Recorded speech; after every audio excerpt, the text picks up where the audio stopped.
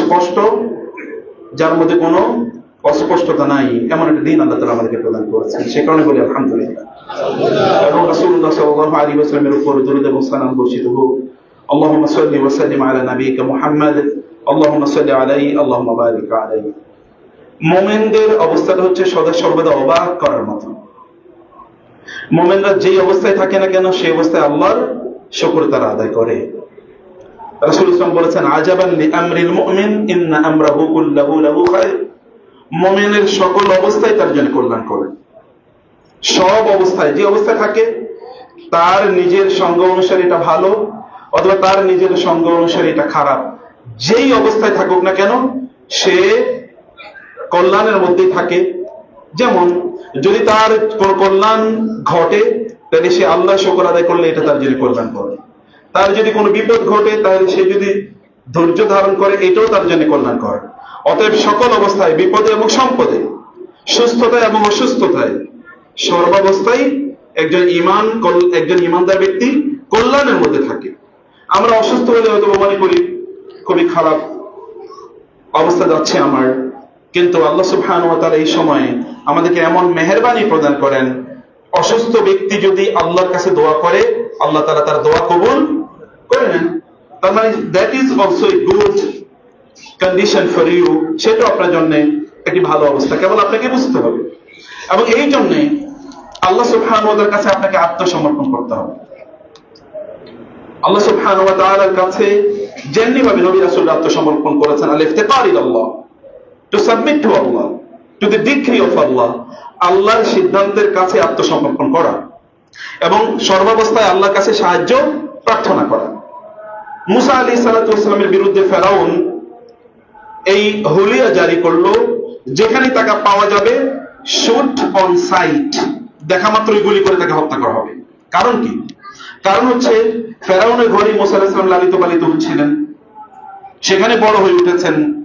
অতএব তিনি তো এখানে একটা পাওয়ার হোল্ড করেন, কারণ তিনি প্রিন্স এর মতো, রাজপুতের মতো বড় হয়ে উঠেছেন। এর মধ্যে ফেরাউনেরই কোনো পুলিশ অফিসার দেখলো যে মুসা আলাইহিস সালাম দেখলেন ফেরাউনের কোনো বড় পুলিশ অফিসার একজন বনি ইসরাইলের সাধারণ মানুষের উপর জুলুম করছে। মুসা আলাইহিস সালাম গিয়ে তাকে বললেন, তুমি কেন তাকে অত্যাচার করছো? সে ব্যক্তি একটু মুসা আলাইহিস সালামের সাথে একটু পার্ট নিতে চাচ্ছিল। মুসা আলাইহিস সালাম রাগান্বিত হয়ে তাকে দিয়েছেন থাপ্পড়। ওই অফিসার মারা গেছে। সে ছিল আবার ফেরাউনের খুবই ঘনিষ্ঠ। থাকে না যারা রাষ্ট্র পরিচালনা করে তাদের ঘনিষ্ঠ কিছু অফিসার থাকতেই পারে, খুবই ঘনিষ্ঠ, তাদের কথা অনুসারে চলে, এবং তারা কোন পোস্টে আছে তা না, যত পোস্টে থাকুক না কেন তারা খুবই পাওয়ার হোল্ড করে। মনে হচ্ছে তাদের উপরে কেউ কথা বলতে পারবে না। ছোট পজিশনে হলে ওই রকম, সেটা বনজ কুমারের মতো কেউ হতে পারে, কোনো সমস্যা নেই। এতে ফেরাউনের কাছে যখন সংবাদ গেল যে ফেরাউনের এরকম খুব ঘনিষ্ঠ একজনকে মুসা আলাইহিস সালাম থাপ্পড় দিয়েছে এবং লোক মারা গেছে, ফেরাউন বলল, কারণ ফেরাউন আগ থেকে মুসা আলাইহিস সালামের প্রতি খুবই অসন্তুষ্ট, যদিও ফেরাউনের স্ত্রীর কারণে কিছুই বলতে পারছিল না, আসিয়া বিনতে মুজাহিম, আসিয়া রাদিয়াল্লাহু তাআলার কারণে। এবার ফেরাউনটা সুযোগ পেয়ে গেল এবং নির্দেশ প্রদান করলো মুসাকে যেখানে পাওয়া যায় সেখানে তাকে হত্যা করা হবে, যেটাকে আমরা এখন আধুনিক লিগ্যাল ল্যাঙ্গুয়েজে যদি বলি কি শুট অন সাইট, দেখলেই তাকে হত্যা করা। মুসা আলাইহিস সালামের কাছে ফেরাউনেরই বংশের আরেকজন লোক যে ইয়াকতুমু ঈমানাহু, সেই ঈমানকে গোপন করে রেখেছিল, এসে বলল যে ইন্নাল মালাইকা মিরুনা বিকা, ফেরাউনের মন্ত্রী পরিষদ একটা গোপন সলা পরামর্শ করেছে যেখানে তোমাকে পর্যবেক্ষণে হত্যা করা হবে, অতএব তুমি এখান থেকে চলে যাও। মুসা আলাইহিস সালাম সেখান থেকে চলে আসলেন এবং তিনি জানেন না কোথায় যাবেন। তিনি আল্লাহর উপর তাওয়াক্কুল করে রওনা দিলেন। রওনা দিয়েছেন কোত্থেকে? মিশর থেকে। এসে পৌঁছানো হচ্ছে ইরাকে, মাদিয়ানে। এখানে এসে তিনি এতটুকু বিশাল বিস্তীর্ণ মরুভূমি তিনি হেঁটে আসলেন, অতিক্রম করে তিনি আসলেন। কতদিন লেগেছে আপনি বুঝতেই পারেন, একটা লম্বা সময় লেগেছে। এখানে তিনি আসলেন, একেবারে ফেরাউনের রাজত্বের থেকে বের হয়ে এসে তিনি এখানে চলে আসলেন। এসে এখানে তিনি একটা গাছের নিচে তিনি নিজে বসে থাকলেন, অথবা একটা দেয়ালের ছায়ায় তিনি বসলেন। দেখলেন যে লোকেরা দূরে কাজ করছে এবং এর মধ্যে দেখলেন যে রাখালরা তাদের মেষ অথবা গরু বা ছাগল অথবা বকরি এগুলোকে তারা, অথবা ওট এগুলোকে পানি পান করাচ্ছে বা ঘোড়াকে পানি পান করাচ্ছে, এবং দূরে দুজন মেয়ে দাঁড়িয়ে আছে। ওই মেয়েদের সাথে তাদের যে বকরিগুলো ছিল ওই বকরিগুলো পানি পান করার জন্য টানছে জানেন যে ছাগলকে যদি আপনি টেনে রাখেন তাহলে ছাগল কি আরো সামনে যেতে, এটা মানে সে আরো সামনে আপনাকে ছিঁড়ে চলে যেতে চাইবে, এরকম একটা অবস্থা। এই দুটো মেয়ে, ইয়াং দুটো মেয়ে এটাকে টেনে ধরছিল ছাগল বা বকরিগুলোকে, কিন্তু এই বকরিগুলো রশি ছিঁড়ে প্রায় সামনে চলে যাবে, এরকম একটা অবস্থা। মুসা আলাইহিস সালাম দেখলেন, কেউ দেখলেন যে এই মেয়েগুলো অন্যরা পানি পান করাচ্ছে কিন্তু এরা দাঁড়িয়ে আছে। তার একটু মনে হলো যে ঘটনা কি একটু যাই। তিনি বললেন, মা খাতবুকুমা, শুধু এতটুকুই, আপনাদের কি অবস্থা, what is wrong with you, আপনাদের কি অবস্থা করেন, কেন অন্যরা তো পানি পান করেছে, আপনারা কেন পান করাচ্ছেন না? তখন তার উপরে বললেন যে আমাদের বাবা হচ্ছেন একজন বৃদ্ধ, শাইখুন কাবীর, একজন বৃদ্ধ মানুষ, বয়োবৃদ্ধ, আর আমাদের ঘরে আর কোনো পুরুষ মানুষ নাই, আমাদের এই বকরি, ছাগল, মেষ এগুলোকে আমরাই পানি পান করাই। আমরা এই যে পুরুষ মানুষরা অথবা এই রাখালরা যতক্ষণ পর্যন্ত পানি পান করিয়ে তাদের এই গবাদি পশুগুলোকে পানি পান করিয়ে না চলে যায় ততক্ষণ পর্যন্ত আমরা এখানে যাই না। ওরা যতক্ষণ পর্যন্ত পানি পান করে তখন আমরা যাই না, এরা চলে গেলে যখন জায়গাটি খালি হয়ে যায় তখন আমরা এখানে যাই। এই অবস্থা আলোচনা চলছে, কিন্তু মুসা আলাইহিস সালাম ওই যে এত বিস্তীর্ণ পথ, মরুভূমি এবং ফেরাউনের রাজত্ব, সাম্রাজ্য পার হয়ে এখানে এসে এই গাছের নিচে তিনি ভাবছিলেন করবো কি। এর মধ্যে তিনি ওদেরকে এই কাজ করতে দেখছিলেন। তিনি এখানে বসে বলেন, আল্লাহ রব্বি ইন্নী লিমা আনজালতা ইলাইয়া মিন খায়রিন ফাকির।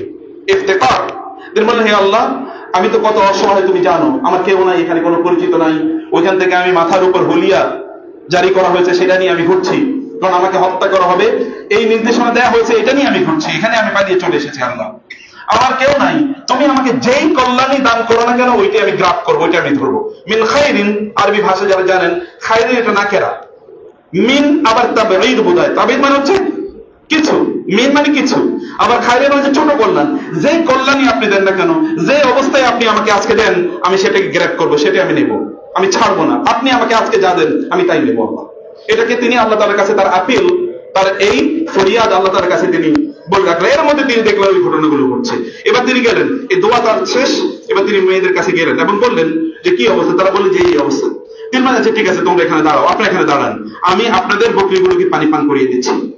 তিনি এদের বকরিগুলো নিলেন এবং পানি পান করিয়ে দিলেন। দেওয়ার পরে তাদেরকে বকরিগুলো দিয়ে বললেন, যান আপনারা। তারাও মুসা আলাইহিস সালামকে কিছু বলেন নাই, মুসা আলাইহিস সালাম তাদেরকে কিছু বলেন নাই।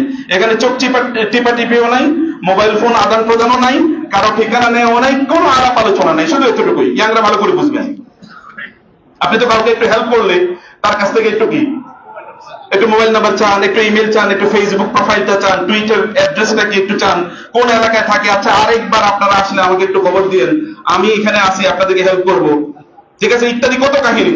কিচ্ছু জিজ্ঞেস করেন নাই। মুসা আলাইহিস সালাম নিচের দিকে তাকিয়ে তাদের সাথে কথা বলেছেন, নিচের দিকে তাকিয়ে তাদের ক্যাটেলগুলো, তাদের বকরিগুলো তাদেরকে দিয়ে তারপরে মুসা আলাইহিস সালাম আবার এসে গাছের নিচে বসে আছেন। তার ওই যে আল্লাহর কাছে দোয়া করেছেন, আল্লাহ আজকে যে কল্যাণই দাও না কেন এই কল্যাণই আমি নেবো আজকে, যা ছোট হোক বড় হোক, আমি এটার বড় ছোটর দিকে তাকাবো না। তোমার কাছ থেকে আজকে যে অফার আমার কাছে আসবে এই অফারে আজকে আমি গ্রহণ করবো, যে অবস্থায় তুমি রাখবা এই অবস্থা আমি সন্তুষ্ট। এর মধ্যে দুজন বাসায় গেল। সাধারণত তারা একটু পানি, তাদের গবাদিগুলোকে পানি একটু পরে পান করায় এবং একটু বিকাল হয় তারা বাসায় যেত, কিন্তু আজকে একটু আগে চলে গেল। বাবা জিজ্ঞেস করে, কি ব্যাপার, তোমরা আজকে এত আগে কেন? বলে, বাবা একটা অসাধারণ ঘটনা ঘটেছে। বলে, কি? বলে, এরকম আমাদেরকে এলাকার এই যে পুরুষ মানুষ এগুলো খুব ভালো না সাধারণত, এই কারণে ওরা না যাওয়া পর্যন্ত আমরা ওইখানে যাই না, কিন্তু আজকে অসাধারণ একটা ইয়াং ম্যান দেখেছি, খুবই অভূতপূর্ব চরিত্র, এই অঞ্চলের লোকজনের চরিত্রের মতো না, এটা ভিন্ন চরিত্র। তিনি আসলেন, আমাদেরকে বললেন এবং আমাদের বকরিগুলো নিলেন, এগুলোকে পানি পান করে এরপরে আমরা চলে আসলাম, কিছু বলেন না, খুবই ভালো, আমাদেরকে মন হয়েছে। কারণ মহিলারা এরা কিন্তু পুরুষ মানুষ ভালো করে বুঝতে পারে, পুরুষ মানুষের চেহারার দিকে তাকাইলে একদল নারী তারা বুঝতে পারে এই লোকটা ভালো না খারাপ। একদম নারী দেখে আল্লাহ তাআলা এমনি এরকম একটা মর্যাদা বা এরকম দূরদর্শিতা আল্লাহ তাআলা দিয়েছেন ন্যাচারালি। এবং এই নারী তিনি তার বাবাকে তিনি বললেন যে এরকম একটা পুরুষ চরিত্র এত ভালো, এরকম চরিত্রের মানুষ এখানে খুব কম দেখেছে। বাবা বললেন, ভালোই তো। মেয়ের আলোচনা শুনে বাবা বুঝলেন আমার মেয়ে তো এতদিন পর্যন্ত কোন পুরুষের ব্যাপারে এসে কোনো কথা বললেন নাই, এই ছেলের ব্যাপারে যেহেতু বলেছে নিশ্চয়ই ভালো। এবার তিনি বললেন, একজনকে, ওই যে বড় মেয়ে, তাকে পাঠালেন, যাও তাকে একটু খবর দিয়ে আসেন। এবার মুসা আলাইহিস সালামের কাছে তিনি সে নারী গেলেন এবং গিয়ে বললেন, ইন্না আবি ইয়াদুরুকা, আমার বাবা তোমাকে ডাকছেন, আপনাকে ডাকছেন, আপনি আজরামা সাকাই তালানা, আপনি যে আমাদের ক্যাটেল গুলোকে, বকরিগুলোকে পানি পান করিয়ে দিয়েছেন, এই জন্য আপনাকে প্রতিদান, পুরস্কার, স্যালারি, অনারিয়াম সম্মানী, কিছু একটা উপঢৌকন না দিয়ে দেবেন, এখন আপনাকে ডেকেছেন, এই কারণে আপনাকে ডেকেছেন। এই মেয়েটা যখন এখানে এসেছে, কিভাবে এসে আল্লাহ সুবহানাহু ওয়া তাআলা তার দৃশ্য বর্ণনা করেছেন, ওয়াজাআত ইহদাহুমা তামশি আলা ইসতিহইয়াইন, এদের মধ্যে একজন আসলেন, একজন নারী, বড় মেয়েটি, যে মেয়েটি বাবাকে গিয়ে বলেছিল, সে আসলেন এমন ভাবে হেঁটে, লজ্জাবনত অবস্থায় তিনি হেঁটে এসেছেন। দৃশ্য আল্লাহ তাআলা বর্ণনা করে দিচ্ছেন, নারীদেরকে ভালো করে শুনতে হবে। ইসতিহইয়াইন নট আবা হায়াইন, হায়া মানে হচ্ছে লজ্জা, কিন্তু ইসতিহইয়া যখন বলা হয় তখন পরম লজ্জায়, উপরের দিকে তাকান না, কেবল নিচের দিকে তাকিয়ে সম্ভ্রান্ত ভাবে একেবারে আস্তে আস্তে পা ফেলে ফেলে তিনি এবার তাকে এসছেন এবং তাকে বললেন যে বাবা আপনাকে ডাকছেন, আপনাকে পুরস্কার দেবেন, আপনি যে আমাদের জন্য কাজ করে দিয়েছেন। মুসা আলাইহিস সালাম বলেন ঠিক আছে চলেন। এবার মুসা আলাইহিস সালাম সামনে যাচ্ছেন, মেয়েটাকে রেখেছেন কোথায়? পেছনে। কারণ আপনার সামনে যিনি যাবেন তার দিকে আপনি তাকাবেন, তিনি কেমনে হাঁটছেন, তার সাইজ কতটুকু, লম্বা কতটুকু, সৌন্দর্য কতটুকু, বডি সাইজ কতটুকু, এগুলো অনেক কিছু আপনি তাকাবেন। মুসা আলাইহিস সালাম দেখলেন না, এই নারী দিকে তাকানোর জন্য জায়েজ নেই, এবং তিনি বললেন আপনি পেছনে থাকেন, আপনি শুধু আমাকে বলবেন ডান বাম ডান বাম। গেলেন, যাওয়ার পরে এবার ওই বৃদ্ধ ব্যক্তি তাকে বললেন যে বলো তোমার গল্প বলো। এবার মুসা আলাইহিস সালাম তার সকল গল্প বললেন, আমি ওইখানে জন্ম নিয়েছিলাম বনী ইসরাইলে হত্যা করার জন্য, বনী ইসরায়েলের শিশুদেরকে, ছেলে সন্তানদেরকে হত্যা করার জন্য ফেরাউন নির্দেশ দিয়েছিল, ওই বছরই আমি জন্ম নিয়েছি, আমাকে এই পরে ফেরাউনের ঘরে আমি বড় হয়েছি, এইভাবে বড় হয়েছি, এবং এরকম একটা ঘটনা ঘটে গিয়েছি, আমি সেখান থেকে পালিয়ে চলে এসেছি। তিনি বলে তুমি খুব ভালো কাজ করেছো, কোনো সমস্যা নেই, তো তুমি যেহেতু আমার মেয়েদের জন্য একটা হেল্প করেছো, তোমার সাথে আমি একটা চুক্তিতে আসতে চাই। এর মধ্যে বড় মেয়ে বাবাকে ডাকলেন, বলে বাবা একটু কথা আছে। কি? বলে বাবা ইন্না খায়রা মান ইসতাআজারতাল কওয়িয়ুল আমিন, বাবা তোমার তো একটা কাজের লোক দরকার, আমরা তো দুটো মেয়ে বড় হয়ে গিয়েছি, আমরা ইয়াং, আমাদের বিয়ের বয়স হয়ে গেছে, আমরা তো এভাবে যেতে পারি না, এইভাবে তোমার একটা কাজের লোক দরকার, বিশ্বস্ত লোক দরকার। এই এলাকার কাউকে তুমি নিতে পারছিলে না, কারণ এই এলাকার যুবকরা ভালো না, অথবা এই এলাকার মানুষগুলো, পুরুষ মানুষগুলো অতটা মর্যাদাবান না, এই কারণে তুমি কাউকে নিয়োগ দেওনি এতদিন, কিন্তু এই লোকটাকে নিয়োগ দেওয়া যায়, এই লোকটাকে নিয়োগ দেওয়া যায়। তুমি এই লোকটার নিয়োগ দেওয়ার জন্য দুটো, আপনি যখন কোন লোকের কাজে নিয়োগ দেবেন তখন তার দুটো বৈশিষ্ট্য লাগে, একটা হলো আল কাউই, ওই কাজটা করার জন্য তার মধ্যে যোগ্যতা থাকতে হবে, দুই নম্বর আল আমিন, অর্থাৎ তিনি কি হবেন? আমানতদার হবেন। এই দুটো গুণই মুসার মধ্যে আছে, এই যুবকের মধ্যে আছে। এই বৃদ্ধ বুঝলেন তার মেয়ে অন্যদিকে ইঙ্গিত করছে, ইঙ্গিত হচ্ছে বাবা আমার তো বিয়ের বয়স হয়েছে, তোমার একটা কাজের লোক দরকার, ভালোই তো একটা ছেলে পাইছে, এটা বলা যায় আছে, কোনো সমস্যা নেই, এটা বলতে পারে। বৃদ্ধ বুঝলেন কেউ বলা হয় তিনি শোয়েব আলাইহিস সালাম ছিলেন, যাই হোক আমরা জানি না, কোরআনে এবং হাদিস যেহেতু তার নাম আসেনি, আমি তার নাম বলছি না, তিনি শোয়েব আলাইহিস সালাম হতে পারে, কোনো সমস্যা নেই। বৃদ্ধ বললেন ঠিক আছে, আমি তোমার কাছে আমার মেয়েকে বিয়ে দিতে চাই। সাথে সাথে মুসা আলাইহিস সালাম আগে কি দোয়া করেছেন মনে আছে? হে আল্লাহ, আজকে যে অফারই আমার কাছে আসুক না কেন, ওইটা আমি কি আজকে গ্রহণ করব।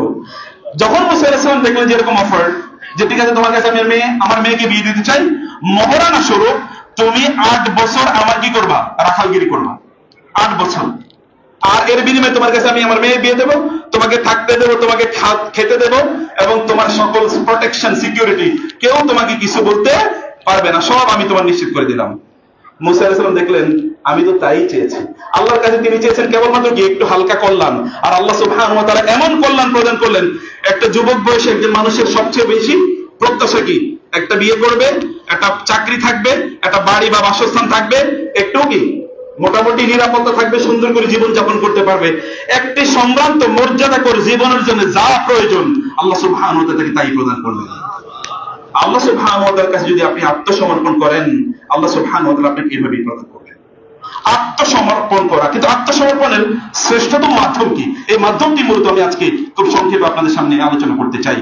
শ্রেষ্ঠতম মাধ্যম হচ্ছে আল্লাহ সুবহানাহু ওয়া তাআলার জন্য সিজদায় লুটিয়ে পড়া, আল্লাহর কাছে প্রার্থনা করা। শ্রেষ্ঠতম প্রার্থনা কখন হয় বলেন তো? যখন আমরা সিজদায় থাকি, তখন আল্লাহর কাছে সবচেয়ে বেশি আমরা কি করি? প্রার্থনা করি। আল্লাহ সুবহানাহু ওয়া তাআলা এই মুসা আলাইহিস সালাম যে বনী ইসরাইলের কাছে নবী হিসেবে প্রেরিত হয়েছেন, আল্লাহ তাআলা তাদেরকে বললেন যে তারা ফেরাউন থেকে মুসা আলাইহিস সালাম পরবর্তীতে এখান থেকে মুসা আলাইহিস সালাম চলে গিয়েছেন আবার মিশরে, তিনি নবী হয়েছেন। এই যে নারী যাকে তিনি স্ত্রী হিসেবে গ্রহণ করলেন এবং তার সন্তান, এদিকে তিনি মিশরে গিয়েছেন, সেখান থেকে তিনি বনী ইসরাইলকে নিয়ে এসেছেন। এক লম্বা স্টোরি, এই স্টোরি আপনারা জানেন, আমি সেটা বলছি না।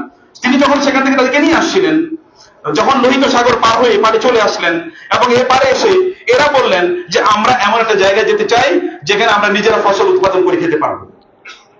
আল্লাহ সুবহানাহু বললেন তাদেরকে, ওয়াইজ বলনা, যখন আমরা বললাম উদখুলু, আমরা তাদেরকে বললাম যে তোমরা এই আল আরদ আল মুকাদ্দাসা, যে তোমরা এই পবিত্র ভূমিতে, হলি ল্যান্ড যেটাকে এখন আমরা জেরুজালেম বলছি, বা ফিলিস্তিন, এই অঞ্চল কথা বলে তোমরা এখানে প্রবেশ করো, এবং ওয়াকুলু মিনহা হাইসু শি'তুম রাগাদা, এখান থেকে তোমরা তৃপ্তি বলে তোমরা যা চাও সকল ফল এবং ফসল এখানে তোমাদের পক্ষে উৎপাদন করা সম্ভব হবে, এবং তৃপ্তি বলে তোমরা সেখানে খাও। কিন্তু কন্ডিশন হচ্ছে, যখন ওয়াদখুলুল বাবা সুজ্জাদা, তোমরা চেয়েছো আমার কাছে, তোমরা চেয়েছো, আমি তোমাদেরকে প্রদান করলাম সর্বশ্রেষ্ঠ ল্যান্ড, তোমাদেরকে আমি প্রদান করলাম শাম, সিরিয়া, যেখানে রাসূলুল্লাহ সাল্লাল্লাহু আলাইহি ওয়াসাল্লাম তাকিয়ে বলেছেন ঈমান হবে কোথায়? সিরিয়াতেই। সিরিয়াতে ঈমান কোন একটা সময় যখন আসবে, তখন সিরিয়া হবে আল মালহামা, অর্থাৎ সবচেয়ে বড়, গ্রেটেস্ট ওয়ার, সবচেয়ে বড় যুদ্ধ। এই যুদ্ধের কেন্দ্র হবে সিরিয়া বা শাম, ফিলিস্তিন, এই জেরুজালেম এই অঞ্চলটি, এবং এখানেই ইমাম মাহদীর আগমন ঘটবে, এখানেই ঘটবে ঈসা আলাইহিস সালামের আগমন, এখানে দাজ্জাল আগমন ঘটবে, সব যুদ্ধ এখানে সংঘটিত হবে। কিয়ামতের আগে ওইখানে গিয়ে ঈমান খুঁজতে হবে, এবং ঈমানদাররা কিয়ামতের আগে ওইখানে চলে যাবে। এমনকি যখন চারিদিক থেকে আগুন তৈরি হবে, আগুন যখন মানুষকে দাবিয়ে নিয়ে যাবে, তখন লোকের ওইখানে গিয়ে থাকবে। অর্থাৎ ইসলাম যখন আবার গোটা পৃথিবীতে যখন খেলাফত প্রতিষ্ঠিত হবে, আল্লাহ এবং আল্লাহ রাসূলের দেয়া জীবন পদ্ধতির উপর গোটা পৃথিবীতে যখন আবার শাসন ব্যবস্থা তৈরি হবে, তখন কেন্দ্রের মধ্যে থাকবে কোথায়? এই সিরিয়া, এটা কেন্দ্রবিন্দু। অর্থাৎ এটা নিয়ে সবসময় সব বন্ধুর এখানে দৃষ্টি আছে, তারা এটাকে সবসময় দখল করে নিতে চায়। আল্লাহ সুবহানাহু ওয়া তাআলা এখন যে মুজাহিদরা এটাকে উদ্ধার করেছেন, মুক্ত করেছেন, আল্লাহ সুবহানাহু ওয়া তাআলা তাদের মাধ্যমে রাসূলুল্লাহ সাল্লাল্লাহু আলাইহি ওয়াসাল্লাম যেই খেলাফত প্রতিষ্ঠা করে দিয়েছেন আমাদেরকে, সাহাবায়ে কেরাম যে খেলাফত প্রতিষ্ঠা করে দিয়েছেন, এরকম খেলাফত আল্লাহ তাআলা এখানে তৈরি করে দেন। এখন এখান থেকে যেন শুরু হয়, গোটা পৃথিবীতে জুড়ে যেন আবার শরিয়া প্রতিষ্ঠিত হয়। এখানে যেমনি হবে পৃথিবীর শেষ ঘটনাগুলো এখানে ঘটবে, আমরা মনে করি যদি শেষের শুরু এটা হয়, তাহলে এই জায়গা থেকে কেন গোটা পৃথিবীতে আল্লাহ সুবহানাহু ওয়া তাআলা ইসলামী শরিয়া এবং খেলাফত যেন কায়েমের ব্যবস্থা আল্লাহ তাআলা তৈরি করে দেন। সম্মানিত ভাইরা, আমি বলছি যে সেখানে তারা গেলেন, আল্লাহ তাআলা তাদেরকে বললেন, এই পবিত্র ভূমি তোমাদেরকে প্রদান করলাম, তোমরা এখানে যখন যাবে তখন সুজ্জাদান, সিজদার মতো করে তোমরা সেখানে ঢুকবে। কিন্তু তারা কি বলেছে? এবং অকুলু হিত্তাতুন, তোমরা বলতে থাকবে ক্ষমা চাই, ক্ষমা চাই। কেন ক্ষমা চাই? কারণ এর আগে এদেরকে আল্লাহ সুবহানাহু ওয়া তাআলা এখান থেকে মুক্ত করলেন, স্বাধীনতা আল্লাহ তাআলা তাদেরকে প্রদান করলেন, বিজয় আল্লাহ তাআলা তাদেরকে প্রদান করলেন। এরপরে আল্লাহ তাআলা বললেন আল্লাহর কেবল ইবাদত করতে, আত্মসমর্পণ করতে আল্লাহর কাছে। কিন্তু তারা কি করলো? ওই নদী পার হয়ে এপারে এসে তারা বলল, এই যে আল্লাহ না ইলাহান কামা লাহুম আলিহা মুসা, এই যে এদের এতগুলো মূর্তি আছে, আমাদের জন্য এরকম একটা মূর্তি বানান না, আমরা মূর্তি পূজা করি। ওরা ওই মাত্র ওইখান থেকে দেখি বের করে নিয়ে আসা হয়েছে আল্লাহর ইবাদত করার জন্য, এবং আল্লাহ তাআলা তাদের সামনে এমন অনেক মুজিজা ঘটালেন যেগুলো কখনো ঘটার কথা নয়। এগুলো তারা বলে গেছে এই মাত্র সমুদ্র পার হয়ে এসে এখানে এসে বললো আমাদের একটা মূর্তি বানিয়ে দেন। এরপরে মুসা আলাইহিস সালাম গেলেন তাওরাত আনার জন্য তুর পাহাড়ে, এর মধ্যে 40 দিনের অনুপস্থিতিতে তারা কি করলো? একটা গোবাছুর স্বর্ণ দিয়ে সামিরের নির্দেশনায় একটা গোবাছুরের মতো মূর্তি তারা বানালো, এবং গরুর পূজা তারা শুরু করে দিল। প্রশ্ন হলো যে গরুর পূজার আইডিয়া ওরা পাইলো কোত্থেকে? গরুর পূজার আইডিয়া পেয়েছে তার হচ্ছে মিশরে, কারণ মিশরে ওই যে ফেরাউনি সম্রাটরা ওরা কিন্তু গরুর পূজা করত। কিভাবে গরুর পূজা করতো? সবচেয়ে গুরুত্বপূর্ণ একটা গরুকে তারা একটা জায়গায় দাঁড়া করিয়ে রাখতো, ওই গরুর কাছে লোকেরা যাইতো, এখান থেকে কিছু ব্লেসিং বরকত তারা হাসিল করতো।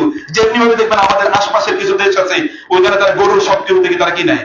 বিভিন্ন ধরনের বরকত তারা নিতে চায়। গরুর পেশাব থেকে বরকত নেয়, গরুর গোবর দিয়ে ঘর লেপন করে ওইখান থেকে তারা বরকত নেয়। গরুর মধ্যে কেবল বরকত, গরুর স্রষ্টার মধ্যে কোনো বরকত তারা খুঁজে পায় না। এরকম একটা পরিস্থিতি। ওরা ওইখানে দেখেছে গরুর পূজা করে, অথবা এখানে এসে দেখলো, এখানে যেমন দেখেছে মূর্তি পূজা করে, এখানে এসে বলে আমাদের একটা মূর্তি থাকা দরকার।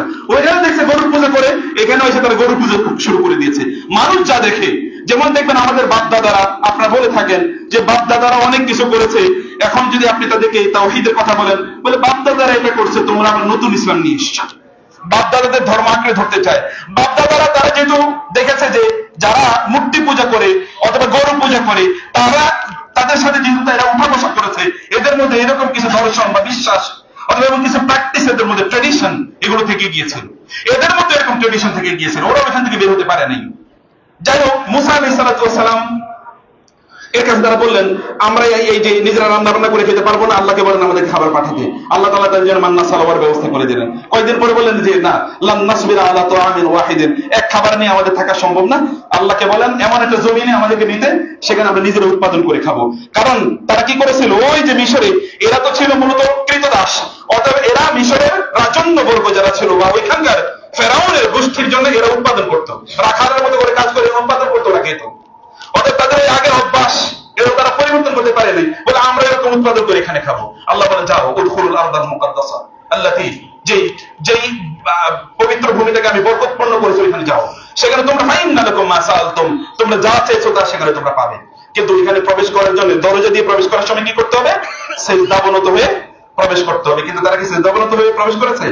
সিজদার মতো করে এইভাবে প্রবেশ করতে, এইভাবে মাথা ঝুঁকে প্রবেশ করতে বলেছে, আল্লাহর জন্য মাথা ঝুঁকবে। কিন্তু তারা তা না করে আগে দিয়েছে পা, এইভাবে তারা সেখানে ঢুকেছে। উদ্ধত অহংকারী জাতি এরা। এখন অহংকার করেছে। মুসা আলাইহিস সালাম মাত্র তাদেরকে বের করে নিয়ে এসেছেন, মুক্তি দিয়েছেন। মুসা আলাইহিস সালামের সময় তারা অহংকার করেছে, এখনো তারা এই 1000 বছর জুড়ে তারা অহংকারী করে যাচ্ছে। এবং এই কারণে আল্লাহ সুবহানাহু বললেন তোমাদের উপর লানত, কিয়ামত পর্যন্ত তোমাদের উপর লানত তোমাদের উপর পতিত হবে। এবং আল্লাহ তাআলা বলেছেন গায়রিল মাগদুবি আলাইহিম ওয়ালাদ-দাল্লিন, এরা যারা মাগদুব আলাইহিম অর্থাৎ যাদের উপর আল্লাহর গজব পড়েছে। ওয়াদাউ বিগাদাবিন আলা গাদাব, গজবের উপর গজব এদের উপর পড়বে বলে আল্লাহ সুবহানাহু ওয়া তাআলা ঘোষণা করেছেন। তারা আল্লাহর প্রত্যেকটা আদেশ তারা লঙ্ঘন করেছে। যে আমি যে কথা বলেছি, আল্লাহ বললেন তোমাদেরকে যদি কোনো এই যে তোমাদের যা চেয়েছো তোমাদেরকে তা দেয়া হয়েছে, তোমাদের দায়িত্ব হলো আল্লাহর জন্য সিজদায় লুটিয়ে পড়া। তাহলে সিজদা হচ্ছে আল্লাহ সুবহানাহু ওয়া তাআলা এর শুকর আদায় করার জন্য শ্রেষ্ঠতম মাধ্যম, এবং আল্লাহ সুবহানাহু ওয়া তাআলার কাছে চাওয়ার জন্য শ্রেষ্ঠতম মাধ্যম। এই কারণে ইবনে তাইমিয়া রাহিমাহুল্লাহ তিনি বলেছেন যে আযযু মা ফিল ইনসানি ওয়াজহুহু, মানুষের শরীরের শ্রেষ্ঠতম জায়গা হলো তার মুখ।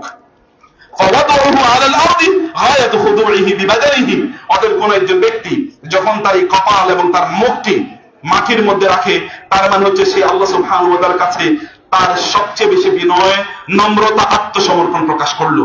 এবং তিনি বললেন ওয়া গায়াতু মা ইয়াকদিরু আলাইহি মিন যালিক, একজন বান্দা আল্লাহর কাছে আত্মসমর্পণের শ্রেষ্ঠতম পদ্ধতি হলো সিজদায় লুটিয়ে পড়া। একজন মানুষ যদি চায় আল্লাহর কাছে সবচেয়ে বেশি, সবচেয়ে বড় ভাবে আত্মসমর্পণ করবে, তখন সেই ব্যক্তিকে সিজদায় লুটিয়ে পড়তে হবে। আল্লাহ তাআলার কাছে সবচেয়ে নিকটবর্তী ফেরেশতারা যারা আছেন তাদের ব্যাপারে আল্লাহ সুবহানাহু ওয়া তাআলা বলেছেন ইন্নাল্লাযীনা ইনদা রাব্বিকা লা ইস্তাকবিরুনা আন ইবাদাতিহি ওয়া ইউসাব্বিহুনা ওয়া লাহু ইয়াসজুদুন। আল্লাহর নিকটবর্তী সবচেয়ে নিকটবর্তী গুরুত্বপূর্ণ ফেরেশতারা তারা আল্লাহ সুবহানাহু ওয়া তাআলার ইবাদত করতে গিয়ে তারা অহংকার করে না, বরং তারা তার তাসবিহ পড়ে এবং তার জন্য তারা সিজদায় লুটিয়ে পড়ে। এমন অনেক ফেরেশতা আছে যে ফেরেশতারা সৃষ্টির শুরু থেকে সিজদায় যে লুটিয়ে আছেন, এখনো তারা মাথা তুলেন নাই সিজদা থেকে। আল্লাহ সুবহানাহু ওয়া তাআলাকে তার সিজদার জন্য এরকম ভাবে রেখে দিয়েছেন। রাসূলুল্লাহ সাল্লাল্লাহু আলাইহি ওয়াসাল্লাম তিনি আল্লাহ সুবহানাহু কাছে প্রত্যেকটি অবস্থায় তিনি সিজদায় লুটিয়ে পড়তেন। আল্লাহর সবচেয়ে প্রিয় বান্দাদের কথা বলতে গিয়ে আল্লাহ তাআলা সূরা মারিয়ামে বলেছেন উলাইকাল্লাযীনা আনআমা আল্লাহু আলাইহিম, এরা হচ্ছে তারা যাদের উপর আল্লাহ তাআলা নিয়ামত বর্ষণ করেছেন, মিনান নাবিয়িন, নবীদের। এবং নবীদের আলোচনা করতে গিয়ে সর্বশেষ বললেন ইযা তুতলা আলাইহিম আয়াতুর রাহমানি খাররু সুজদান ওয়া বুকিয়া, যখন তাদের সামনে আল্লাহর আয়াতগুলো উচ্চারণ করা হয় তখন তারা কাঁদতে কাঁদতে সিজদায় লুটিয়ে পড়ে। এটা আল্লাহর প্রিয় বান্দাদের, নবীদের বৈশিষ্ট্য। অতএব আল্লাহ তাআলার কাছে সবচেয়ে বড় আত্মসমর্পণ, আল্লাহর কাছে চাওয়ার জন্য শ্রেষ্ঠতম যে মাধ্যমটি, সেই মাধ্যমটি হলো সিজদায় লুটিয়ে পড়া। রাসূলুল্লাহ সাল্লাল্লাহু আলাইহি ওয়াসাল্লাম আল্লাহর জন্য এরকম সিজদা প্রদান করতেন।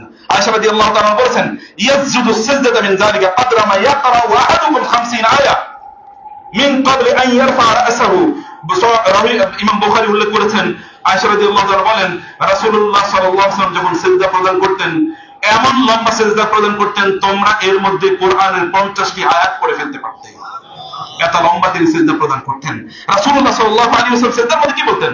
আল্লাহুম্মা লাকা সাজাদতু ওয়া বিকা আমানতু ওয়া লাকা আসলামতু সাজাদা ওয়াজহি লিল্লাযী খালাকাহু ওয়া সাওয়ারাহু ওয়া শাক্কা সামআহু ওয়া বাসারাহু তাবারাকাল্লাহু আহসানুল খালিকিন। তিনি বলতেন হে আল্লাহ, আল্লাহুম্মা লাকা সাজাদতু, হে আল্লাহ তোমার জন্য আমি সিজদা করলাম, ওয়া বিকা আমানতু তোমার প্রতি ঈমান এনেছি, ওয়া লাকা আসলামতু তোমার কাছে আমি আত্মসমর্পণ করলাম। সাজাদা ওয়াজহি লিল্লাযী খালাকাহু, আমার এই চেহারাকে যিনি সৃষ্টি করেছেন তার জন্য এই চেহারা সিজদায় লুটিয়ে পড়লো। ওয়া সাওয়ারাহু, এটাকে সুন্দর আকৃতি প্রদান করেছেন। ওয়া শাক্কা সামআহু ওয়া বাসারাহু, চোখ এবং কান যিনি তৈরি করে দিয়েছেন। তাবারাকাল্লাহু আহসানুল খালিকিন, তিনি শ্রেষ্ঠতম সৃষ্টিকর্তা। অতএব তার জন্য আমার গোটা অঙ্গ জুড়ে সিজদায় আমরা লুটিয়ে পড়ি। দেখেন নামাজের মধ্যে সর্বশ্রেষ্ঠ কাজটা কি? সিজদা। সিজদার মধ্যে মানুষ সবচেয়ে বেশি শরীরের অঙ্গগুলোকে আল্লাহ তাআলার কাছে উপস্থাপন করে। আপনি যখন কিয়াম করেন তখন দুই পায়ের উপরে করেন, যখন আপনি রুকু করেন তখন আপনি ওই দুই পায়ের উপরেই, কিন্তু যখন সিজদায় যান তখন কয়টা অঙ্গের উপর? আলা সাবআতি আ'দা, 7 অঙ্গের উপর আপনি সিজদা করেন। কয়টা অঙ্গের উপর? 7 অঙ্গের উপর, 7 অঙ্গ। আর যদি আপনি কপাল এবং নাককে আলাদা করেন তাহলে তো 8 অঙ্গ হয়ে যায়। মুখকে এক ধরলে কি হয়? 7 অঙ্গ হয়। আপনার 2 পা এবং 2 হাঁটু এবং 2 হাত, 6টা। এরপরে কি মুখ 7। আর মুখ যদি চোখ কপাল এবং নাককে আলাদা করে দিলে 8 অঙ্গ। আপনি দেখেন নামাজের মধ্যে এতগুলো অঙ্গের আর কোনো ব্যবহার কোথাও আছে?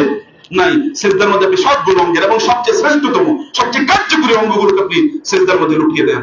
আপনি যখন সিজদা লুটিয়ে পড়েন তখন আল্লাহ সুবহানাহু ওয়া তাআলার সবচেয়ে নিকটবর্তী আপনি হয়ে যান। ফাসজুদ ওয়াক্তারিব। আপনি আল্লাহর নৈকট্য পেতে চান তাহলে আপনাকে সিজদায় লুটিয়ে পড়তে হবে। আল্লাহ সুবহানাহু ওয়া তাআলা তিনি আমাদেরকে বলেছেন আল্লাহর সবচেয়ে প্রিয় বান্দাদের মধ্যে যারা অন্তর্ভুক্ত রাসূলুল্লাহ সাল্লাল্লাহু আলাইহি ওয়াসাল্লামের সাহাবীগণ, তাদের বৈশিষ্ট্য হচ্ছে তারাহুম রুকআন সুজদান ইয়াবতাগুনা ফাদলান মিনাল্লাহি ওয়া রিদওয়ানা।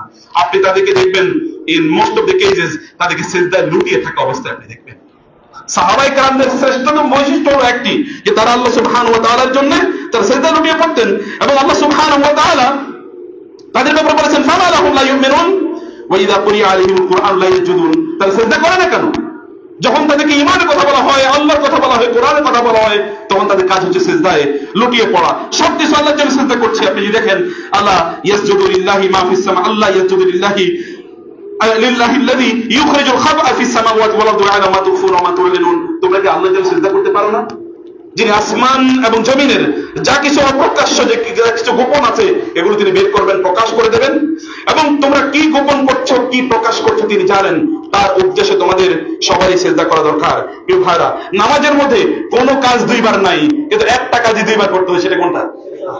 রুকু কিন্তু 2 বার না, কেরাতও কিন্তু আপনি 2 বার পড়েন না, একবারই। কিন্তু সিজদা এটা 2 বার দিতে হয়, কারণ এটা শ্রেষ্ঠতম কাজ। এবং রুকু শেষ হয় কোথায় গিয়ে বলেন তো? রুকু শেষ হয় কোথায়? মানে একটা রাকাত শেষ হয় কোথায় গিয়ে? সিজদার মাধ্যমে। সিজদার কিন্তু রাকাতও শেষ হয় না।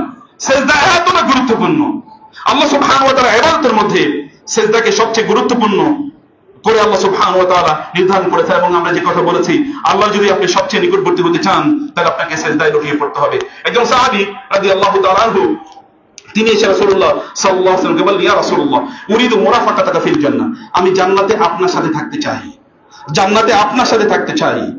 রাবিয়া বিন কাব রাসূলুল্লাহ সাল্লাল্লাহু আলাইহি ওয়াসাল্লাম তাকে বললেন, আও গায়রা যালিক, অন্য কোনো কিছু না? রাবিয়া ইয়ানমেনদের এটা জানতে হবে। রাসূলুল্লাহ সাল্লাল্লাহু আলাইহি ওয়াসাল্লাম তিনি তাহাজ্জুদের নামাজ পড়ার জন্য রাতে উঠতেন। এর মধ্যে একজন সাহাবী যিনি আসহাবুস সুফফার সদস্য, অর্থাৎ ওই যে মসজিদে থাকতেন, মসজিদে ঘুমাতেন, মসজিদে খেতেন, রাসূলের কাছ থেকে জ্ঞান অর্জন করে তাদের একমাত্র মিশন ছিল। এরকম একজন ইয়াংম্যান তিনি রাতের বেলা তিনি সিদ্ধান্ত নিলেন, রাসূল সাল্লাল্লাহু যখন রাতে ঘুমের থেকে উঠেন এবং তিনি নামাজ পড়বেন, তার হয়তো টয়লেটে যাওয়া লাগবে অথবা ওজোর পানি লাগবে, তার যদি কষ্ট হয়, এই কারণে তিনি ওইখানে রাসূলুল্লাহ সাল্লাল্লাহু আলাইহি ওয়াসাল্লামের যেহেতু মসজিদের একটা পাড়ে রাসূল সাল্লাল্লাহু থাকতেন, তার কোয়ার্টার, সেখানে তিনি রাসূল সাল্লাল্লাহু দরজার কাছে কান দিয়ে তিনি কান পেতে বসে থাকতেন। রাসূল সাল্লাল্লাহু ঘুমানোর সময় সুবহানাল্লাহ, আলহামদুলিল্লাহ, আল্লাহু আকবার বলে ঘুমাতেন। যখন তিনি শুনতেন যে তাসবিহগুলো আর স্পষ্ট করে শোনা যায় না, তখন তিনি বুঝতেন রাসূল ঘুমিয়ে পড়েছে। আবার তিনি ঘুম থেকে উঠতেন, এরকম আওয়াজ শুনে তিনি দৌড়ে আসতেন, আবার ওইখানে বসে থাকতেন। একবার রাসূল সাল্লাল্লাহু ঘুম থেকে উঠলেন, উঠে দেখলেন দরজায় রাবিয়া বিন কাব বসা। রাবিয়া, তুমি এখানে? বলে, ইয়া রাসূলুল্লাহ আমি তো প্রতিদিন এরকম বসে থাকি। কেন? ইয়া রাসূলুল্লাহ রাতে যখন আপনি উঠবেন, আপনার যদি ওজোর পানি লাগে অথবা আপনার যদি একটু বদনা লাগে, তাইলে আমি যেন একটু এগিয়ে দিতে পারি, আপনার যেন কোনো কষ্ট না হয়, এই কারণে আমি এখানে রাতে বসে থাকি। রাসূল একটু অবাক হয়ে গেলেন, ইয়াং ম্যান ঘুমানোর কথা, যুবক মানুষের জন্য ঘুম হয় বেশি, এ না ঘুমিয়ে এই কথা বলে। তিনি বললেন, রাবিয়া সত্যিই জন্য? বলে হ্যাঁ। বলেন, রাবিয়া তুমি আমার কাছে কিছু একটা চাও তো, আমি তোমাকে, তুমি যা চাও তাই দেবো। খুবই সন্তুষ্ট আমি তোমার এই আচরণে, তুমি যা চাও তাই দেবো। তিনি বলেন, ইয়া রাসূলুল্লাহ আমাকে চিন্তা করতে হবে আপনার কাছে আমি কি চাইবো, আমাকে চিন্তা করতে হবে আপনার কাছে কি চাইবো। রাসূল বলেন, আচ্ছা ঠিক আছে। পরের দিন দেখো, রাবিয়া তুমি তো কিছু চাইলা না। ইয়া রাসূলুল্লাহ এখনো ভাইবা পাইনি, কি চাইবো আপনার কাছে। তৃতীয় দিন দেখো, রাবিয়া চাও নাই তো কিছু। ইয়া রাসূলুল্লাহ এখনো সিদ্ধান্ত নিতে পারিনি। চতুর্থ দিন রাবিয়া বলে, ইয়া রাসূলুল্লাহ আমি একটা ভাইবেছি, আমি চিন্তা করলাম আপনার কাছে কি চাওয়া যায়। আমি দেখলাম যে আল্লাহর সাথে আপনার সম্পর্কের লেভেলটা কি, এই কারণে আমি বুঝলাম যে আপনার কাছে চাওয়া মানে আল্লাহ সুবহানাহু ওয়া তাআলার কাছে চাওয়া।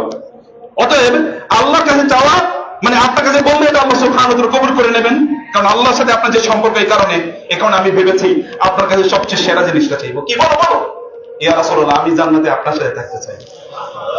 দেখেন তো মানুষের মর্যাদার লেভেলটা কি। আপনি হলে একটা চাকরি চাইতেন, একটু বিয়ে শাদী করতে চাইতেন, একটা বাড়ি ঘর চাইতেন, কিছু টাকা পয়সা চাইতেন, কিন্তু গরিব মানুষ, আসহাবুস সুফা, ফকিরদের অন্তর্ভুক্ত। তিনি বলেন আমি আপনার সাথে জান্নাতে থাকতে চাই। রাসূল তাকে বলেন আগায়রা জালিম, তুমি কি আর অন্য কিছু বলো, অন্য কিছু বলবো, অন্য কিছু বলো। বলে না না, আমার আর কিছু চাবার নাই, আমি কেবল এটা চাই। রাসূল অবাক হয়ে বলে কে বলছে তোমাকে এটা? আবু বকর, ওমর, উসমান? না না ইয়া রাসূলুল্লাহ, আমি চিন্তা করলাম যে আপনার কাছে কি চাওয়া যায়, শ্রেষ্ঠতম জিনিসটা আমি আপনার কাছে চাইলাম। রাসূল সাল্লাল্লাহু আলাইহি ওয়াসাল্লাম বললেন অবাক হয়ে, যে রাবিয়া, যদি তুমি আমার সাথে জান্নাতে থাকতে চাও, ফাআকসিরু ফাআলাইকা বিকাসরাতিস সুজুদ, তোমাকে বেশি বেশি সিজদায় লুটিয়ে পড়তে হবে। তোমাকে বেশি বেশি সিজদায় লুটিয়ে পড়তে হবে। তুমি যদি বেশি বেশি সিজদায় লুটিয়ে পড়ো, অনেক বেশি সিজদা প্রদান করতে পারো, তাহলে তুমি জান্নাতে আমার সাথে থাকতে পারবে। আপনার যদি জান্নাতে রাসূলের সাথে থাকতে হয়, তাহলে অবশ্যই অবশ্যই আপনাকে আল্লাহর সামনে সিজদায় লুটিয়ে পড়তে হবে। রাসূল সাল্লাল্লাহু আলাইহি ওয়াসাল্লাম বলেছেন, কেউ যদি সিজদা করে, ফাইন্নাকা লা তাসজুদু লিল্লাহি সাজদাতান, তুমি যদি আল্লাহর জন্য সিজদা করো, ইল্লা রাফাআকা আল্লাহু বিহা দারাজা, আল্লাহ তাআলা এর কারণে তোমার মর্যাদা বাড়িয়ে দেবেন, ওয়া হাত্তা আনকু বিহা খাতিয়া, এবং আল্লাহ তাআলা এর কারণে তোমার গুনাহগুলো মাফ করে দেবেন। সিজদা করুন, আল্লাহ মর্যাদা বাড়িয়ে দেবেন। মর্যাদার লেয়ার এই পৃথিবীতে 11-12, আমি জানি না আপনি সরকারি চাকরি করলেন, ওখানে কয়টা স্টেজ আছে, কয়টা পোস্ট আছে, পজিশন আছে। আপনি হয়তো পিয়ন হিসেবে ঢুকলেন, আপনি হয়তো সচিব হিসেবে বের হলেন, 16টার উপর আপনি এখানে কি পাবেন না, লেভেল আপনি পাবেন না, লেয়ার আপনি পাবেন না, আপনি গ্রেড পাবেন, এর চেয়ে বেশি গ্রেড নাই। আর আপনি যত বেশি সিজদা করবেন, প্রত্যেকটা গ্রেড এরকম বাড়তে থাকবে, বিলিয়ন বিলিয়ন গ্রেডও আপনি আল্লাহর কাছ থেকে গ্রহণ করতে পারেন। এটা সিজদার মাধ্যমে কেবল সম্ভব। রাসূলুল্লাহ সাল্লাল্লাহু আলাইহি ওয়াসাল্লামের যখন কোনো কষ্ট হতো, আল্লাহ তাআলা বললেন যে ওয়ালাকাদ না'লামু আন্নাকা ইয়াযীকু সাদরুকা বিমা ইয়াকুলুন ফাসাব্বিহ বিহামদি রাব্বিকা ওয়া কুম মিনাস সাজিদিন। লোকেরা আপনাকে কষ্ট দেয় কথা বলে, আপনি যখনই ওরা আপনাকে কষ্ট দেবে, তখন আপনি সিজদায় লুটিয়ে পড়েন, আপনার মনের কষ্ট দূর করে দিয়ে আমি মনকে আনন্দ দিয়ে ভরপুর করে দেব। প্রিয় আপনার জন্য বলছি, কেউ কষ্ট দিয়েছে আপনাকে, সেটা পরিবারে কেউ কষ্ট দিয়েছে, অথবা সমাজের কেউ কষ্ট দিয়েছে, রাষ্ট্রের কেউ কষ্ট দিয়েছে, আত্মীয় স্বজন কেউ কষ্ট দিয়েছে, আপনি নিজে কষ্ট পাচ্ছেন বিভিন্ন কারণে, সিজদায় লুটিয়ে পড়ুন। লুটিয়ে পড়ে আল্লাহকে বলুন, হে আল্লাহ, আমি তোমার জন্য সিজদায় লুটিয়ে পড়লাম, তুমি আমার এই কষ্ট বা এই সমস্যা দূর করে দাও। শয়তানকে যদি আপনি পরাজিত করতে চান, তাহলে কেবল সিজদার মাধ্যমে পরাজিত করতে পারেন। রাসূলুল্লাহ সাল্লাল্লাহু আলাইহি ওয়াসাল্লাম বললেন, যখন বনি আদম যখন সিজদায় লুটিয়ে পড়ে, তখন শয়তান ইয়াবকি, শয়তান কাঁদতে কাঁদতে তখন সেখান থেকে পালিয়ে চলে যায় এবং বলে ওয়াইলুল লাহু ওয়াইলুল লাহু উমিরা বিহাযিহি সাজদাতি, তার ধ্বংস, তার ধ্বংস মানে বনি আদমের ধ্বংস, তাকে সিজদা করতে বলা হয়েছে, ও সিজদায় লুটিয়ে পড়েছে, আল্লাহ তাআলা এই কারণে তাকে জান্নাত প্রদান করবেন। আমাকে সিজদা দিতে বলা হয়েছে, ফাআসাইতু, আমি সিজদা দিতে অস্বীকার করলাম, ফালিয়ান্নার, আর আমি যাব জাহান্নামে। একটা তো সিজদা দেয় নাই, এই কারণে জাহান্নাম। আর আপনি যদি এরকম হাজার হাজার সিজদা প্রদান করতে পারেন, আল্লাহ তাআলা জান্নাতে কোথায় আপনাকে দিতে পারেন চিন্তা করেন। অতএব এই সিজদাটি আপনাকে দিতে হবে কেবলমাত্র আল্লাহ সুবহানাহু ওয়া তাআলা এর সন্তুষ্টির জন্য। এমন একটা সময় আসবে প্রিয় ভাইরা, আপনি সিজদা দিতে চাইবেন কিন্তু সিজদা দিতে পারবেন না। এমন একটা সময় আপনার আছেন, একটা সিজদার মূল্য এত এত বেশি, আসমান এবং জমিনের যত সম্পদ আছে সকল সম্পদ বিক্রি করলেও একটা সিজদার পরিমাণ মর্যাদা অর্জন করা যাবে না। রাসূলুল্লাহ সাল্লাল্লাহু আলাইহি ওয়াসাল্লাম বলেছেন, আখিরুজ জামানে এমন একটা সময় আসবে, যেই সময় ওয়াফিদুল মাউ হাত্তা লা ইয়াকবালহু আহাদুন, সম্পদ চারদিকে অবারিত হবে। এত পরিমাণ সম্পদ, আপনারা বাপদাদার আমলে এত সম্পদ দেখেন, এত যত এখন সম্পদ দেখছেন, বাপদাদার আমলে এত বড় বিশাল বিল্ডিং ছিল, এত গাড়ি বাড়ি ছিল, এত ব্যবসা বাণিজ্য ছিল, এত টাকা পয়সা ছিল না। গিয়ে দেখেন আপনার বাপদাদার কত টাকা ছিল।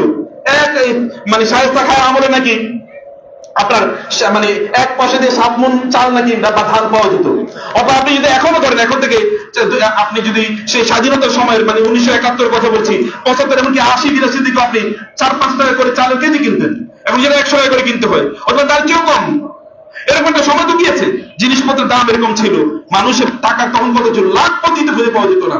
আর এখন তো ঘরে ঘরে কোটিপতি, টাকা তো অবারিত। কিন্তু রাসূল সাল্লাল্লাহু আলাইহি ওয়াসাল্লাম বললেন, এমন একটা সময় হাত্তা তাকুন সাজদাতুল ওয়াহিদা খায়রাম মিনাদ দুনিয়া ওয়া মা ফিহা, এই সময় যদি লোকেরা, যখন সম্পদ অবারিত, সম্পদের পেছনে লোকেরা ঘুরবে, ওই সময় কেউ যদি আল্লাহর জন্য একটা সিজদা দেয়, তাহলে গোটা দুনিয়ার সকল সম্পদ পাওয়ার কারণে সে যতটা মর্যাদাবান হবে, তার চেয়ে অনেক অনেক বেশি মর্যাদাবান হবে আল্লাহ তাআলার কাছে।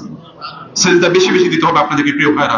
আপনি এমন বিপদ আছে যে বিপদগুলো আপনি সমাধান করতে পারবেন না, আপনি যদি তখন আল্লাহ সুবহানাহু ওয়া তাআলার জন্য সিজদায় লুটিয়ে পড়েন, আল্লাহ সুবহানাহু ওয়া তাআলা এই বিপদগুলো আপনার দূর করে দেবেন। কেবলমাত্র আপনি আল্লাহ তাআলার কাছে সিজদায় লুটিয়ে পড়তে হবে। কিয়ামতের দিন, আজকে যদি আপনি সিজদা দেন, কিয়ামতের দিন আল্লাহ সুবহানাহু ওয়া তাআলা আপনার শরীরটাকে এমন করে দেবেন, আপনি সিজদায় লুটিয়ে পড়তে পারবেন। আল্লাহ সুবহানাহু সূরাতুল আল-কালামে বলেছেন, ইয়াউমা ইউকশাফু আন সাকিন ওয়া ইউদআউনা ইলা সুজুদি ফালা ইস্তাতিউন খাশিআতান আবসারুহুম তারহাকুহুম যিল্লাহ ওয়া ক্বাদ কানু ইউদআউনা ইলা সুজুদি ওয়া হুম সালিমুন। কিয়ামতের দিন আল্লাহ সুবহানাহু ওয়া তাআলা সেদিন মুমিন এবং মুনাফিকদেরকে আল্লাহ তাআলা আলাদা করে ফেলবেন। আমি কিন্তু মুনাফিকদের কথা বলছি, আমি কাফের মুশরিকদের কথা বলছি না, কারণ তারা তো সিজদা দেয়ই নাই। অতএব সিজদার ইস্যুই আসে না এখানে। মুনাফিকরা সেদিন তিনটা দলের উপর বিভক্ত হবে, ওয়ামতাজুল ইয়াওমা আইয়ুহাল মুজরিমুন, হে পাপীরা তোমরা আলাদা হয়ে যাও। মুজরিম কিন্তু ঈমানদারদের মধ্যে যারা, মুমিনদের মধ্যে যারা ঈমান দাবি করে এদেরকে বলা হয় মুজরিম, যারা যে অপরাধ করে। আর মুশরিক এবং কাফেরদের কথা আমি বলছি না। আল্লাহ বলছেন আইয়ুহাল মুজরিমুন, এই ঈমানের দাবি যারা করেছো কিন্তু অপরাধ করেছো, অন্যায় করেছো, এই সকল ব্যক্তিরা তোমরা আলাদা হয়ে যাও। এদেরকে আল্লাহ আফানা জাআলুল মুসলিমিনা কাল মুজরিমিন মা লাকুম কাইফা তাহকুমুন, আমি কি মুমিনদের এবং মুজরিম পাপীদের এক কাতারে রাখবো? তোমরা কেমন বিচার করছো? আল্লাহ সুবহানাহু বলছেন মুজরিম কিন্তু ঈমানদারদের অন্তর্ভুক্ত। আমি লাস্ট 1-2 মিনিটের মধ্যে যেটা ক্লোজ করে বলছি আপনাদেরকে প্রিয় ভাইরা, এই মুজরিম যারা আল্লাহর জন্য সিজদা করেনি, কেবল পলিটিক্যাল কারণে, ইকোনমিক কারণে, সোশ্যাল কারণে, পার্সোনাল কারণে, মানুষকে দেখানোর জন্য, অমুকের আস্থা অর্জন করার জন্য, বিভিন্ন দুনিয়াবি স্বার্থ অর্জন করার জন্য যারা সিজদা প্রদান করেছে, এদেরকে কিয়ামত দিন আল্লাহ বলবেন তোমরা আলাদা হয়ে যাও, এবং তাদেরকে বলবে সিজদা দাও। ইয়াউমা ইউকশাফু আন সাকিন, রাসূলুল্লাহ সাল্লাল্লাহু আলাইহি ওয়াসাল্লাম বলেছেন ইয়াকশিফু রাব্বুনা আন সাকিহি, সেদিন আল্লাহ সুবহানাহু ওয়া তাআলা তার পায়ের গোছারিটাকে উন্মুক্ত করবেন, এবং ফায়াসজুদু লাহু কুল্লু মুমিন ওয়া মুমিনাতিন, প্রত্যেক ঈমানদার পুরুষ এবং নারী আল্লাহ সুবহানাহু ওয়া তাআলাকে দেখে সিজদায় লুটিয়ে পড়বেন। ওয়ায়াবকা মান কানা ইয়াসজুদু ফিদ দুনিয়া রিয়া ওয়া সুমআ, কিন্তু সেই ব্যক্তি, যেই ব্যক্তি এই দুনিয়াতে সিজদা করেছিল মানুষকে দেখানোর জন্য, মানুষকে শোনানোর জন্য, আল্লাহর জন্য না, এই লোকগুলো সেদিন সিজদা প্রদান করতে পারবে না। কারণ ফায়াযহাবু লিয়াসজুদা ফায়াকুনা যাহরুহু তাবাকান ওয়াহিদান, এই ব্যক্তি সিজদা দিতে যাবে কিন্তু তার শরীরের যে মাফসালগুলো, অর্থাৎ এই যে জোড়াগুলো আছে, জোড়াগুলো তখন আল্লাহ তাআলা সব কি করে দেবেন, এগুলোকে সব ব্লক করে দেবেন। জোড়া আর ব্যান্ড হবে, যেমন এখন ব্যান্ড হচ্ছে, বাঁকা হচ্ছে, এরকম হবে না, এরকম সোজা থাকবে, ফলে সে সিজদা করতে পারবে না। আল্লাহ তাআলা বলেছেন ইয়াউমা ইউকশাফু আন সাক ওয়া ইয়াদউনা ইলা সুজুদ, তাদেরকে বলা হবে সিজদা দাও, ফালা ইস্তাতিউন, তারা সেদিন সিজদা করতে পারবে না।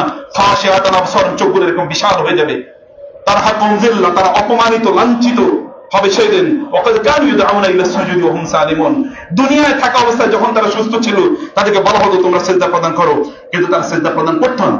অতএব যদি কিয়ামতের দিন আল্লাহর সামনে আপনার ঈমানকে প্রতিষ্ঠা করতে চান, প্রমাণ করতে চান, তাহলে আজকে বেশি বেশি সিজদা প্রদান করুন। কারণ আপনি জানেন সিজদার কারণে কিয়ামতের দিন কোন ব্যক্তি যদি জাহান্নামে যায়ও, সিজদার এই অঙ্গটা আল্লাহ সুবহানাহু ওয়া তাআলা জাহান্নামের জন্য হারাম করে দেবেন। এই অঙ্গটা স্পর্শই করতে পারবে না লোকেরা।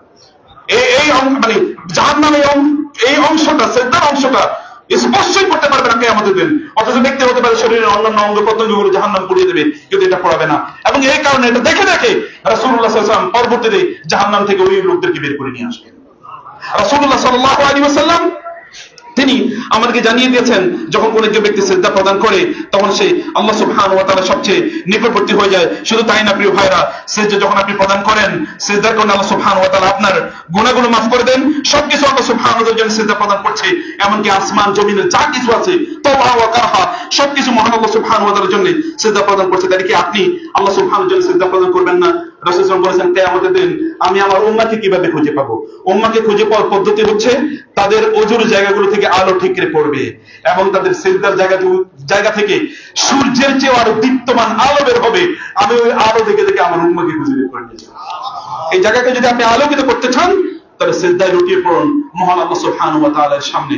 মহান আল্লাহ সুবহানাহু ওয়া তার কাছে আমাদেরকে আত্মসমর্পণ করার তৌফিক দান করুন। আমিন। আকুল কওলি হাযা ওয়া আস্তাগফিরুল্লাহ লি ওয়া লাকুম ওয়া লিসাইরিল মুসলিমিন ফাস্তাগফিরুহু ইন্নাহু হুয়াল গফুরুর রহিম।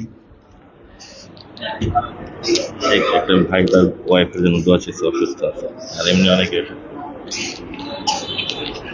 ইন্নাল হামদুলিল্লাহ ওয়া সলাতু ওয়াস সালামু আলা রাসূলিল্লাহ وعلى آله وأصحابه ومن والاه أما بعد فأعوذ بالله من الشيطان الرجيم بسم الله الرحمن الرحيم إن الله وملائكته يصلون على النبي يا أيها الذين آمنوا صلوا عليه وسلموا تسليما اللهم صل على محمد وعلى آل محمد كما صليت على إبراهيم وعلى آل إبراهيم إنك حميد مجيد اللهم بارك على محمد وعلى آل محمد كما باركت على إبراهيم وعلى آل إبراهيم إنك حميد مجيد الله تعالى القرآن বলেছেন বালিল ইনসানু, বরং মানুষের অবস্থা হচ্ছে বিমা কাসাবাত বিহি ওয়াহিনা, মানুষ তারা যে অপরাধ করে, গুনাহ করে, এই গুনার কারণে সে চারিদিক থেকে আবদ্ধ হয়ে থাকে। গুনাহ তাকে চারিদিক থেকে আবদ্ধ করে রাখে। আপনি যখন গুনাহ করবেন তখন আপনি সিজদা প্রদান করতে পারবেন না। আপনি যখন গুনাহ করবেন তখন আপনি আল্লাহর কাছে আত্মসমর্পণ করতে পারবেন না। আপনি যখন গুনাহ করবেন তখন আপনি ইবাদতের স্বাদ খুঁজে পাবেন না। যখন আপনি গুনাহ করবেন তখন ইবাদতের দিকে আপনি আগ্রহী পাবেন না। আপনার মনে চায় না ইবাদত করতে, সিজদাটাকে লম্বা করতে, কোরআন তেলাওয়াতটাকে লম্বা করতে, দ্বীনি আলোচনাটাকে লম্বা করতে, দ্বীনি আলোচনার জন্য আপনি ধৈর্য ধরে অপেক্ষা করতে, এগুলো কোনোটাই আপনার ভালো লাগবে না। গান শুনতে ভালো লাগবে, হাবিজাবি কাজ করতে ভালো লাগবে, গল্প করতে ভালো লাগবে, গল্প শুনতে ভালো লাগবে, কিন্তু দিন আপনার কাছে ভালো লাগবে না। এটা কেবল তখন ভালো লাগে যখন কুল্লু নাফসিন বিমা কাসাবাত বিহি রাহিনা, মানুষ যখন অপরাধ মুক্ত জীবন যাপন করে আল্লাহ তাআলা তখন তার অন্তরে ইবাদতের স্বাদটা তৈরি করে দেয়। আর ইবাদতের শ্রেষ্ঠতম স্বাদ কখন পাওয়া যায়? যখন সিজদায় লুটিয়ে পড়ে। রাসূলুল্লাহ সাল্লাল্লাহু আলাইহি ওয়াসাল্লাম সিজদা কত লম্বা সময় জুড়ে তিনি সিজদা প্রদান করতেন। আমি আয়েশা রাদিয়াল্লাহু তাআলা আনহার হাদিসটি কোট করেছি। এছাড়াও কখনো কখনো এক সিজদা রাসূল সাল্লাল্লাহু আলাইহি ওয়াসাল্লাম সারা রাত হয়তো কাটিয়ে দিয়েছেন, এরকম তিনি করেছেন। সিজদায় লুটিয়ে পড়া মানে হচ্ছে আপনি ইবাদতের শ্রেষ্ঠতম স্বাদ পাও। প্রিয় ভাইরা, সিজদায় লুটিয়ে পড়েন, গুনাহমুক্ত জীবন যাপন করেন। যত গুনাহমুক্ত জীবন যাপন করতে পারবেন তত সিজদায় গিয়ে অথবা কোরআন তেলাওয়াতের মাধ্যমে, ইবাদতের মধ্যে, দ্বীনি জ্ঞান অর্জনের মধ্যে, দ্বীনি হালাকাতে জয়েনের মাধ্যমে, মসজিদের সাথে আসার মাধ্যমে এতে আপনি অনেক বেশি পরিতৃপ্তি পাবেন। মনটা যখন আপনার মসজিদে চলে যাবে, মনটা যখন দ্বীনি হালাকায় চলে যাবে, কোরআন তেলাওয়াতে চলে যাবে, মনটা যখন আপনার নামাজে সিজদা যখন দেবেন আপনার মনে চাইবে যে আরেকটু লম্বা হই, আমি সিজদা দিতে পারতাম, এই অনুভূতি আপনার তৈরি হয়ে যাবে। আল্লাহ সুবহানাহু ওয়া তাআলা আমাদেরকে সিজদার মাধ্যমে শ্রেষ্ঠতম বিনয় প্রদর্শন করার তৌফিক দান করুন, আল্লাহুম্মা আমিন। এবং তার নিকটবর্তী হওয়ার তৌফিক দান করুন।